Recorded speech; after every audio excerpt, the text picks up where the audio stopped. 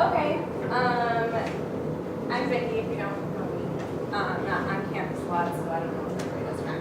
So anyway, to start off, my favorite quote, I have no idea if this is directly from Brian, but you are in charge of you, and that's what my whole, I don't know, I use this throughout the whole semester, basically. Okay, so how I met my mentor, this is Barbara. She's amazing. She doesn't like to be touched, so that's why I am touching her in this picture.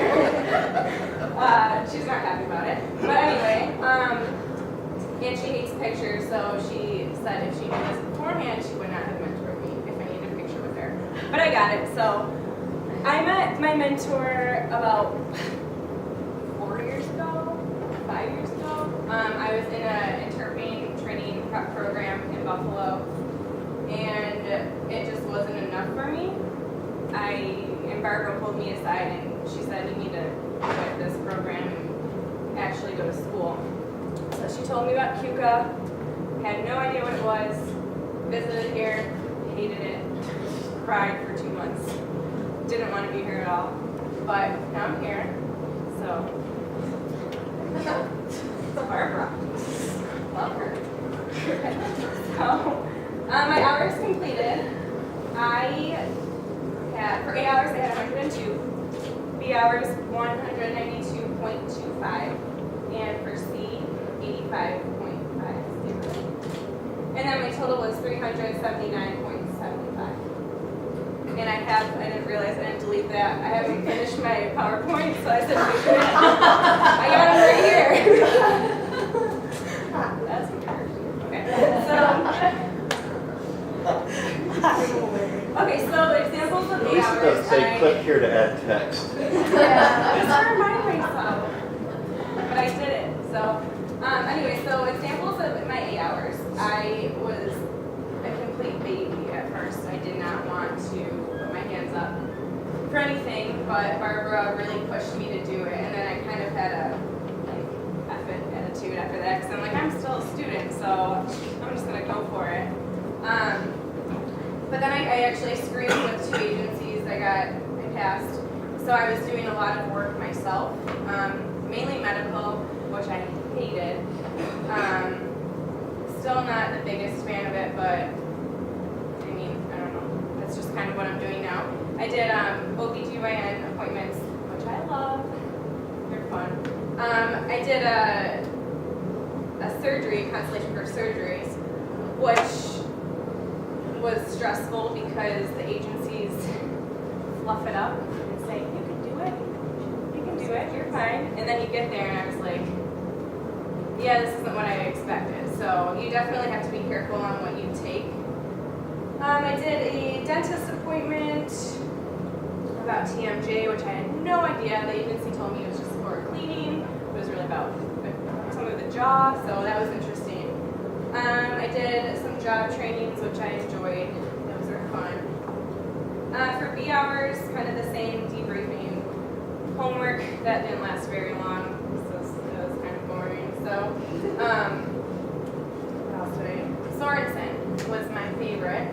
That was also included. It actually started off as an observation, but then it turned into actually me teaming once I got to know all the interpreters, so that was kind of cool. Alright, how did I strengthen my connection with the deaf community? I volunteered a few times, and that was one way that I did that. St. Mary's School for the Deaf as well, and Barbara helped me out a lot because she knows a lot of people, and she really, really helped me interact with meeting new interpreters and the deaf community, basically. She's very well known there, so in Buffalo. Okay, my hardest lessons. I am not perfect, which I have a problem with because I am very hard on myself. And it's not about you, which I've learned throughout the semester. The worst for me was the cochlear implant presentation that Barbara said I would be fine at. And we got there and it was at UB. And it was this woman who wrote a book about cochlear implants, and herself, she was a sign language interpreter. So that was a lot of extra pressure having her on stage watching us, making sure that we're using the signs that she wants to use. I went home and cried, and I didn't want to ever do it again. It was awful. Another one was Roswell. We were just going in there for, I was observing, and we were just going there for what we thought was just a regular checkup, which turned into the person's cancer came back. So that was very hard, very, very hard. And I don't think I could ever interpret for something like that because it was very tough to let go. I couldn't stop thinking about it for like a week. So. Okay, and these are some emotions that I felt.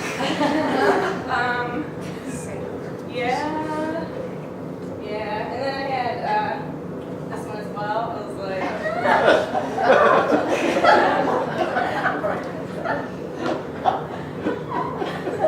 I would play the video, but I didn't have time. Okay.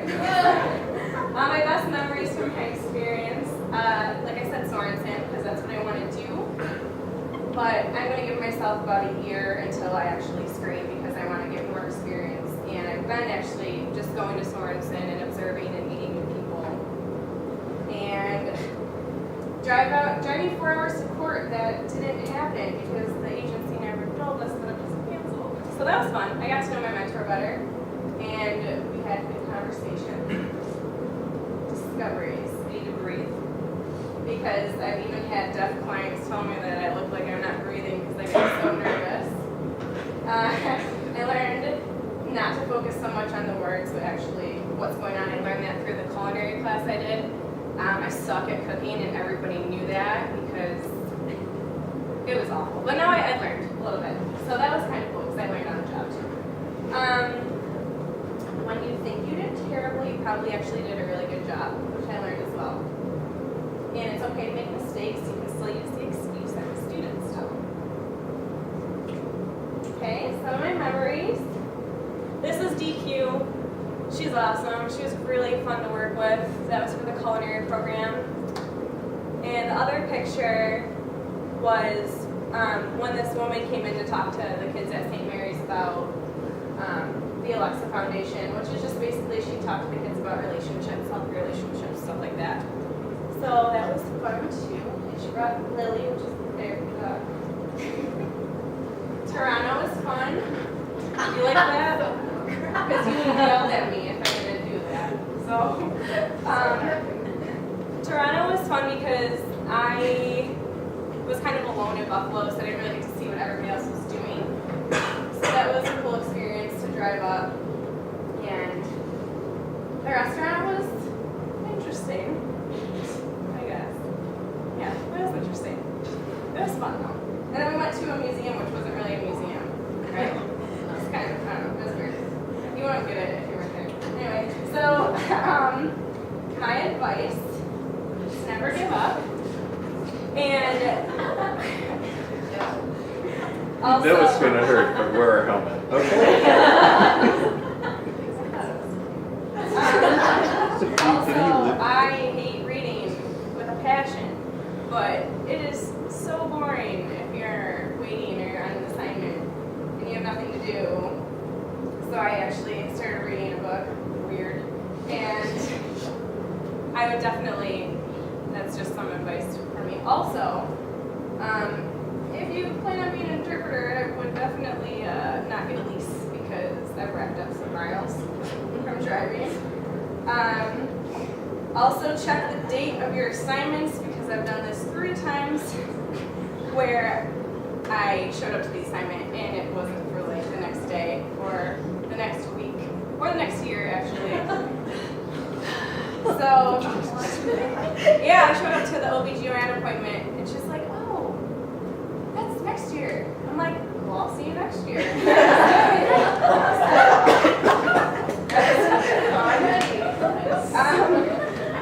Also, I've learned a lot about the signing is so different. Like not everybody has the same sign. Yeah, I had a crazy morning the other day. I'll just tell you real quick. I went into an appointment and it was a deaf disabled guy. That was fun.